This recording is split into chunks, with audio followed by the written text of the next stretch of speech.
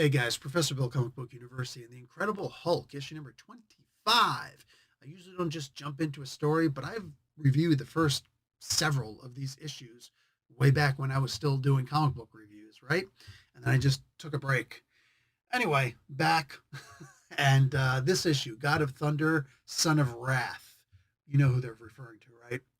I saw the cover. I'm just like, okay, unless they're going to absolutely tease me, in which case I will absolutely lambaste this comic book. I will put this comic book on blast if there will be no Thor and Hulk fight in this, because that would be unacceptable with what they promised us by especially that sideway, the wraparound cover. Hey, begone! So beautiful, right? Well, as it turns out, there was no bait and switch. All right, this wasn't like the Batman and Catwoman wedding, which I think was also in issue number 25, wasn't it? No, this was not like that. Hulk and Thor actually fought, and oh man, did they fight! Was it? Yeah, I'll tell you what though, was it the best fight I've ever seen? No, I've seen this all before. I've seen this in the Matrix Part Three. I've seen this in Thor versus the Red Hulk. Right? I've seen all this stuff before. So was this the best Thor Hulk fight? No. This is not going to make a top 10. I'd be surprised if this made a top 20. You know what I'm saying? In the history of their fights. But it is a fight. And the art is admittedly really damn good. But I'm about to explain why that is in a moment. Let's get to about who made this comic book. We'll move on from there. So Philip Kennedy Johnson is the writer. And here's the art. Nick freaking Klein. He also does some of the color art along with Matthew Wilson. VC's Corey Petit on letters. And the cover art, Nick freaking Klein. So a couple of variant color covers out there, including an Impossible Man one and an Alex Ross one. Alex Ross has been on fire on Facebook as of late, man. I'm just saying. Anyway, what the heck? Jordan D. White is over here doing editing on the Hulk now? When the hell did that happen? What? I thought he was on X-Men. Oh man, what the hell? Did Gail Simone fire him? Anyway, Hulk was created by Stan Lee and Jack Kirby, of course. Mostly Jack Kirby, but you know. Marvel always has a love-hate, more hate relationship with Jack Kirby, and it just is what it is, my peeps.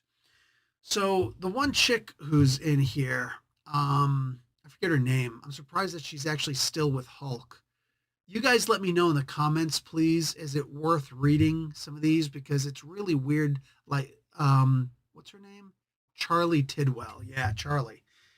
It's really weird that she's still in the Hulk comic books. I really thought they were just going to end that pretty soon, but I guess not. I guess she's a permanent sidekick at this point. And now she's gone and found some skinwalker suit. So it's actually a skin of a skinwalker, and she's able to turn into a wolf, flying horse, bear, animal thing. And it's really weird. It's some kind of demonic thing. And apparently the host itself or the former host, so the symbiote itself or the host prior to this, was an Asgardian and caused a whole bunch of damage. And Thor is of the opinion right now that this thing is still a pure shapeshifter, that that Charlie is actually the main thing, the main Lycanda, the mother of all skinwalkers. Anyway, probably should have looked at that story also, but it is what it is. Um, this is actually cool. The mistaken identity, because most of these superhero fights, superhero versus superhero, they're usually some it comes down to like a misunderstanding, or I don't have time to explain, which is just a time based misunderstanding, right? In this case, it was a misunderstanding, but it actually made really good sense. Thor just wanted to take her back to Asgard and do a little investigation and find out, is this actually who she says she is, Charlie Tidwell, or is it this, beast that used to go around and cause havoc, who, mind you, is actually an Asgardian. Sad to say. That's Thor saying that.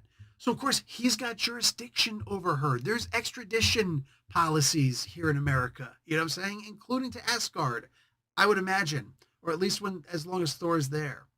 At one point, I really thought we were also going to wind up seeing Thor and the Warriors 3, and Sif, the Lady Sif. How you doing? Um, Against Hulk and the Charlie chick. But no, we wound up not seeing that. And I mean, I guess that's okay, but I don't know. For me, I think it was cool. The cover was just so badass. It's amazing. Just don't sleep on Nick Klein. I think everybody knows that by now. This guy is just absolutely amazing at what he does, you know? And what he does is really beautiful. But I think the fight should have been longer. And maybe that's a Marvel problem. I mean, Philip Kennedy Johnson could have done that in a heartbeat, you know? It was all set up right there, but I think Marvel was just like, nah, keep it a normal sized issue, not a double sized issue. And that's a shame because I wouldn't have minded seeing all of these guys against the Hulk. Have I ever read Hogan going up against Hulk? It would have been Hulk versus Hogan. Get it? I'm such a dork. So that's why I read comic books. So I would have liked to have seen it gone longer. I wish that we could have gotten our money's worth, as it were, by reading a double sized Hulk fight against Thor. I mean, when does that ever not sell, right? Seriously, when has there ever been a case where Hulk versus Thor isn't promised and delivered and the book doesn't sell? I don't know. I would love to see what the sale. A lot of you guys are better with the sales, you know, what the comic books make and whatnot. I have no idea what this comic book is going to make, but I imagine it was going to make a lot. And if they would have double issued this and charged like 150%, 150% of the price or double the price, I'm pretty sure it would have sold just as well, possibly even more. Who knows? But it is what it is. This was fun. I mean, when you're talking about like I didn't get a whole lot of story out of there. I think I got more out of reading the preamble to the comics, right? Than I did the forward, than I did from reading the actual comic itself, which is fine. That's technically what we're supposed to do. So in this one, I was able to just read a pretty darn good fight, a fight that I'm not going to complain about. Like I said, it was not the best, probably not even top 20, but it's still Hulk versus Thor. And even the quote unquote worst of the Hulk versus Thor fights are still must read, right? Literally, it's Hulk versus Thor and Hulk versus Thing. Anything else, it's like, cool. Hulk versus Wolverine. Yeah, that could be fun until he squishes him, right? Hulk versus Colossus. Oh, we don't get a lot of that, right? Who else are you going to name? Hulk versus Hercules? I mean, you know, sure, right? Hulk versus Hyperion could be pretty good, but I mean, like at the end of the day, this is what we want to see. These are the guys who we want to see Hulk fighting with, and we get to see that. So I don't know. I just thought it would be a little bit better by specifically being a little bit longer. I think it would have been worth it to get that fight extended a little bit. It was very interesting how it almost ended and then it continued a little bit more, much to my, joy. And then the way it ended was a little bit like, okay, I get it. I don't like how Thor was kind of not so serious at the end, especially considering how deadly serious he was all prior to this moment. But yeah, I really just don't have a whole lot to complain about with this issue. It was fun as hell to sit there and read these guys duking it out. And that's really all I got for you. I'll talk to you later. Like the video, watch an ad. Professor Bill, Comic Book University. Class dismissed.